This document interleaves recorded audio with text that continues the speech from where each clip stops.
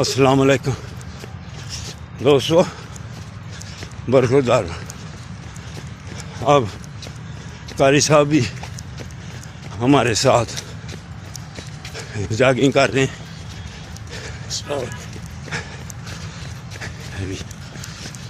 अल्लाह की मेहरबानी से जिस्म में तवानाई आ जाएगी तो सारी परेशानियों से आदमी निकल जाता है। तो आप भी कोशिश करें पार्क में आने की। कोई भी परेशानी है, कोई भी ज़हनी टेंशन भी है अगर कोई, तो इंशाअल्लाह ताला आप पार्क में आएंगे, आपकी ज़हनी टेंशन भी हम दूर करेंगे अल्लाह की मेहरबानी से। हाँ, ये हम सुबह के इंशाअल्लाह ताला